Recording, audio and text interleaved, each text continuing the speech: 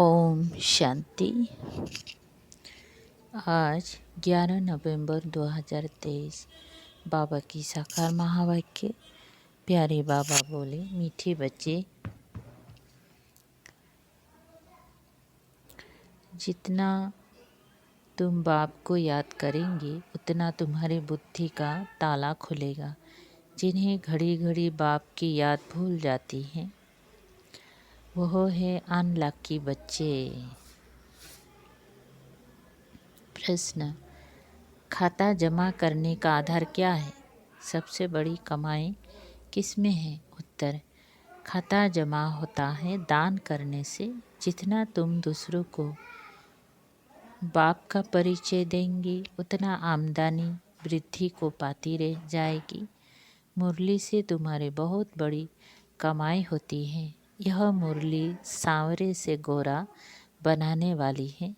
मुरली में ही खुदाई जादू है। मुरली से ही तुम मालामाल बनते हो। गीत, हमें उन राहों पर चलना है। ओम शांति। रूहानी बाप समझा रहे हैं बच्चों को कि बच्चे गिरना और संभालना है।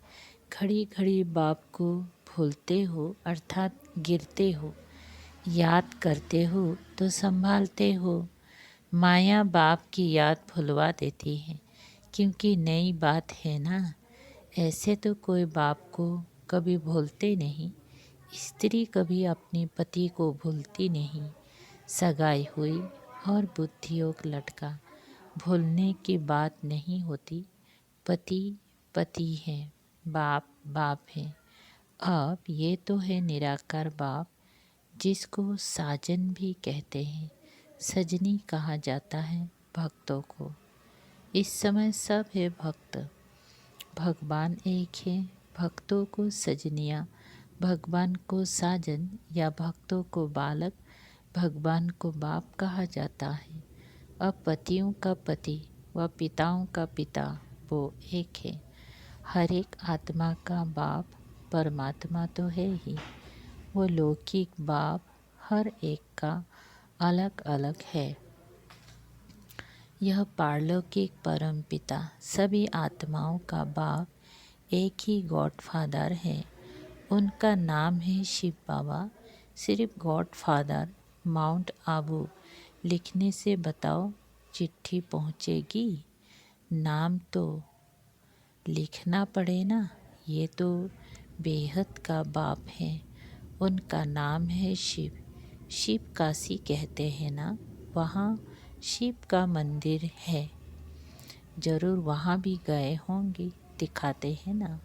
राम यहाँ गया वहाँ गया, गांधी यहाँ गया, तो बरोबर शिव बाबा का भी चित्र है। परंतु वे तो है निराकार, उनको फादर कहा जाता है। और किसको सबका फादर कह नहीं सकते। ब्रह्मा विष्णु शंकर का भी वो फादर है। उनका नाम है शिव। काशी में भी मंदिर है, उज्जैन में भी शिव का मंदिर है। इतनी मंदिर क्यों बने हैं कोई भी नहीं जानते। जैसे लक्ष्मी नारायण की पूजा करते हैं, कहते हैं ये स्वर्ग के मालिक थे। परंतु स्वर्ग कब था, यह मालिक कैसे बने, ये कोई नहीं जानते। पुजारी जिसकी पूजा करे उनके ही ऑक्यूपेशन को ना जाने तो इसको अंधश्रद्धा कहा जाएगा ना। यहाँ भी बाबा कहते हैं, परंतु पूरा परिचय नहीं है। माता पिता को जानते नहीं। लक्ष्मी नारायण के पुजारी पूजा करते हैं, शिव के मंदिर में जाकर महिमा करते हैं, गाते हैं तुम माता पिता। परंतु वो कैसे माता पिता है, कब बने थे, कुछ भी नहीं जानते। भारतवासी ही बिल्कुल नहीं जानते। क्रिश्चियन, बौद्धी आदि अपनी क्राइस्ट को, बुद्ध को याद करते हैं। झट उनकी बायोग्राफी को बताएंगी। क्राइस्ट फलाने समय पर क्रिश्चियन धर्म की स्थापना करने आया था। भारतवासी किसी को भी पूछते हैं, उनको पता नहीं है कि यह कौन है। ना शिव को, ना ब्रह्मा विष्णु शंकर को, ना जगदम्बा जगत पिता को, ना लक्ष्मी नारायण को जानते, सिर्फ पूजा करते रहते हैं। उन्हों की बायोग्राफी क्या है कुछ भी नहीं जानते। बाप आत्माओं को बैठ समझाते हैं, तुम जब स्वर्ग में थे तो तुम्हारी आत्मा और शरीर दोनों पवित्र थे। तुम राज्य करते थे, तुम जानते हो। बरोबर हम राज्य करते थे, हमने पुनर्जन्म लिए, 84 जन्म भुगते भुगते बादशाही गंवा दी।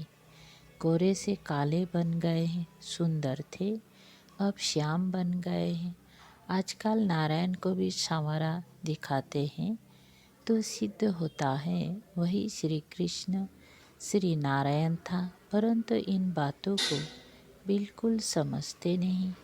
यादव है मुसल इन्वेंट करने वाले, और कौरव पांडव भाई भाई थे। वह आसुरी भाई और यह देवी भाई थे, यह भी आसुरी थे। इन्हों को बाप ने ऊंच बनाकर देवी भाई बनाया है। दोनों भाइयों का क्या हुआ? बरोबर पांडवों की जीत हुई, कौरव विनाश हो गए। यहाँ बैठे हुए भी भल मम्मा बाबा कहते हैं, परंतु जानते नहीं।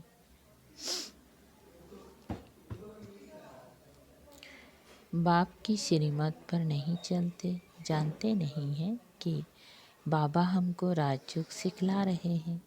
निश्चय नहीं रहता।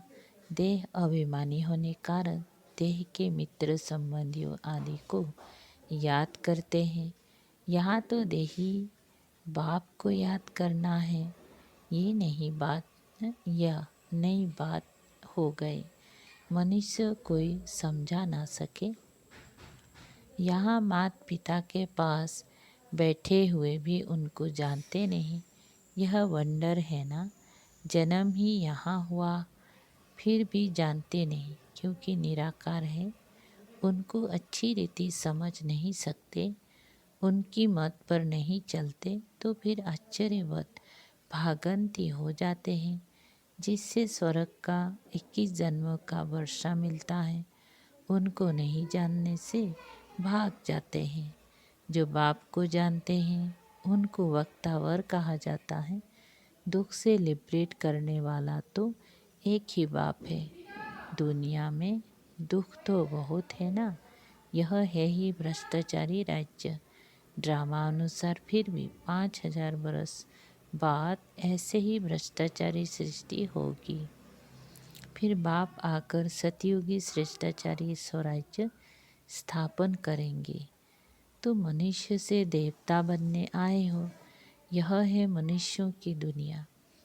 देवताओं की दुनिया सतयुग में होती है। यहाँ है पतित मनुष्य, पावन देवताएं सतयुग में होते हैं। यह तुमको ही समझाया जाता है। जो तुम ब्राह्मण बने हो, जो ब्राह्मण बनते जाएंगे उनको समझाते जाएंगे। सब तो ब्राह्मण नहीं बनेंगे। जो ब्राह्मण बनते हैं वही फिर देवता बनेंगे। ब्राह्मण ना बना तो देवता बन ना सके। बाबा मम्मा कहा तो ब्राह्मण कुल में आया। फिर है सारा पढ़ाई के पुरुषार्थ पर मादार। यह किंगडम स्थापन हो रही है, और इब्राहिम बुद्ध आदि कोई किंगडम स्थापन नहीं करते।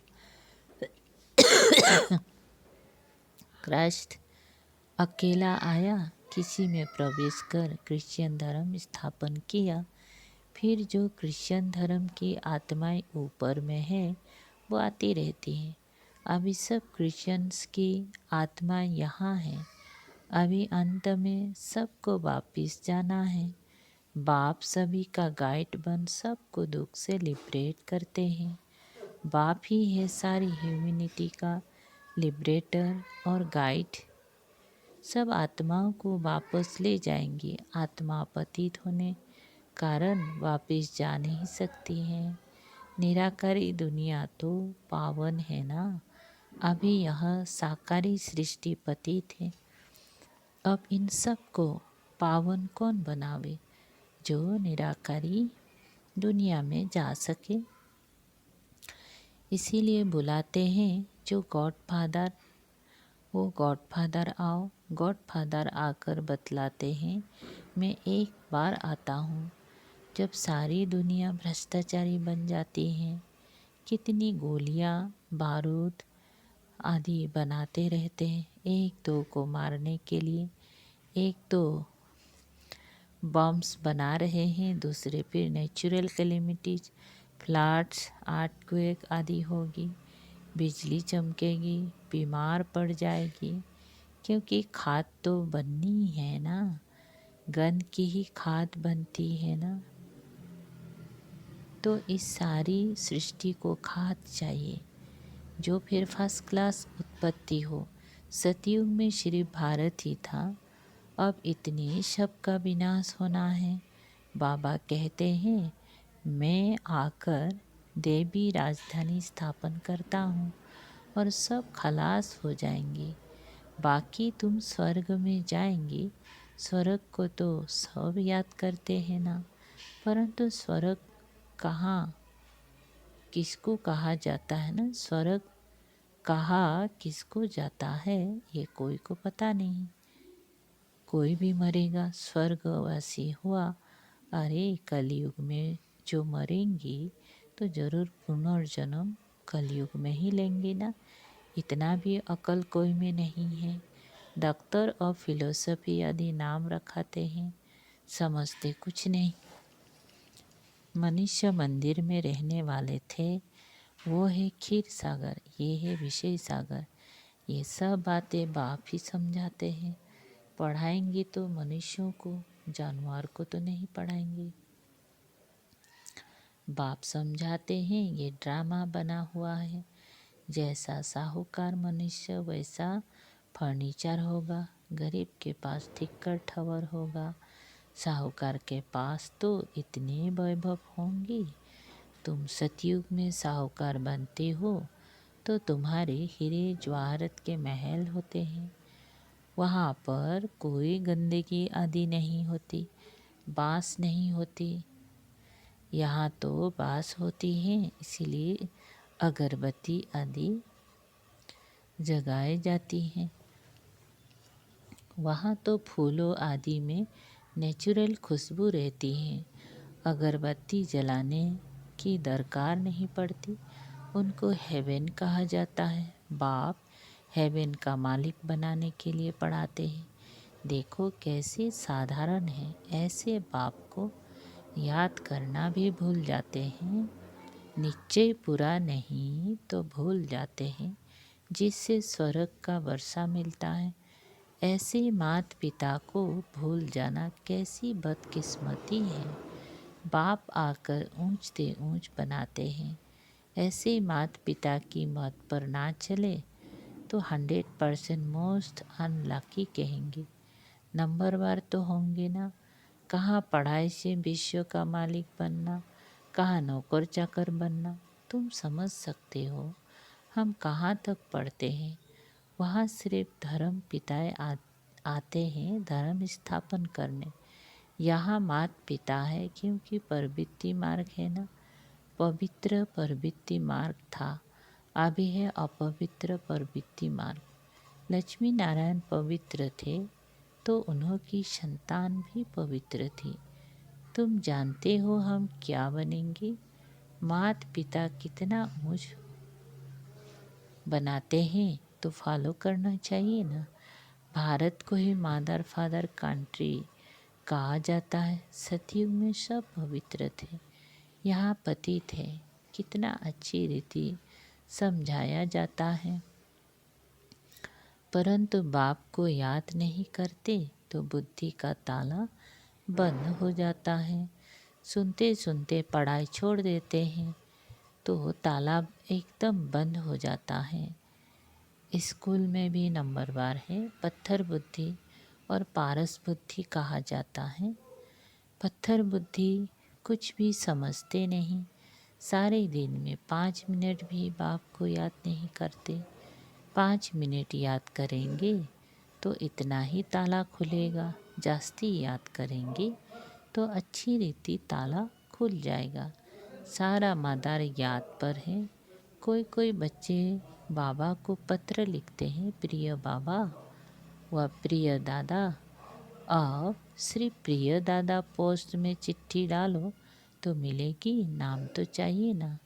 दादा दादियाँ तो दुनिया में बहुत है। अच्छा, आज दीपावली है, दीपावली पर नया खाता रखते हैं। तुम सच्चे सच्चे ब्राह्मण हो। यह ब्राह्मण लोग व्यापारियों से नया खाता रखाते हैं। तुमको भी अपना नया खाता रखना है, परंतु यह है नई दुनिया के लिए। भक्ति मार्ग का खाता है बेहद घाटे का। तुम बेहद का बरसा पाते हो, बेहद की सुख शांति पाते हो। यह बेहद की बातें बेहद का बाप बैठ समझाते हैं और बेहद का सुख पाने वाले बच्चे ही यह सब समझ सकते हैं। बाप के पास कोटों में कोई ही आते हैं। चलते चलते कमाई में घाटा पड़ता है तो जो जमा किया है वह विना हो जाती।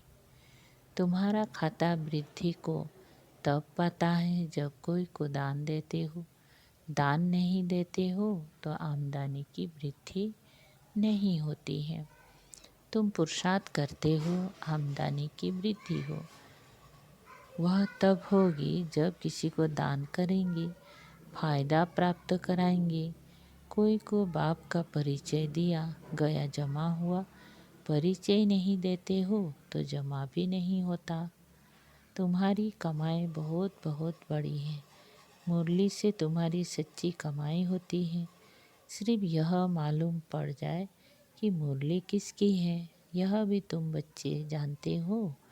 जो सांवरे बन गए हैं उनको ही गोरा बनने के लिए मुरली सुननी है। मुरली तेरी में है जादू, खुदाई जादू कहते हैं ना, तो इस मुरली में खुदाई जादू है। यह ज्ञान भी तुमको अभी है। देवताओं में ये ज्ञान नहीं था। जब उनमें ही ज्ञान नहीं था तो पिछाड़ी वालों में ज्ञान कैसे हो सकता। शास्त्र आदि भी जो बाद में बनते हैं वह सब खत्म हो जाएंगे। तुम्हारी यह सच्ची गीताएं तो बहुत थोड़ी है। दुनिया में तो वह गीताएं लाखों के अंदाज में होंगी। वास्तव में यह चित्र ही सच्ची गीता है। उस गीता से इतना नहीं समझ सकेंगे जितना इन चित्रों से समझ सकेंगे। अच्छा, मीठे मीठे सिकल दे बच्चों प्रति मात पिता बाप दादा का याद प्यार और गुड मॉर्निंग। रूहानी बाप के रूहानी बच्चों को नमस्ते। हम रूहानी बच्चों के रूहानी बाप दादा को याद प्यार, गुड मॉर्निंग और नमस्ते नमस्ते। शुक्रिया बाबा। सार है, अच्छी रीति पढ़ाई पढ़कर स्वयं को वक्तावर तकदीरबान बनाना है। देवता बनने के लिए पक्का ब्राह्मण बनना है। दो देही बाप को याद करने के लिए देही अभिमानी बनना है। देही को भी भूलने का अभ्यास करना है। वरदान, सदा अपने को सारथी और साक्षी समझ देह भान से न्यारे रखने, देह भान से न्यारे रहने वाले युग युक्त भव। विस्तार, युग युक्त रहने की सरल विधि है सदा अपने को सारथी और साक्षी समझकर चलना। इस रथ को चलाने वाली हम आत्मा सारथी है। स्मृति स्वतः इस रथ अथवा देह से व किसी भी प्रकार के देह भान से न्यारा बना देती है। देह भान नहीं तो सहज युग युक्त बन जाते और हर कर्म की युक्ति युक्त होता है। हर कर्म भी युक्ति युक्त होता है। स्वयं को सारथी समझने से सर्व कर्मेंद्रिय अपनी कंट्रोल में रहती हैं। वो किसी भी कर्मेंद्रियों के बस नहीं हो सकते। स्लोगन, विजयी आत्मा बनना है तो अटेंशन और अभ्यास इसे निजी संस्कार बना लो। ओम शांति।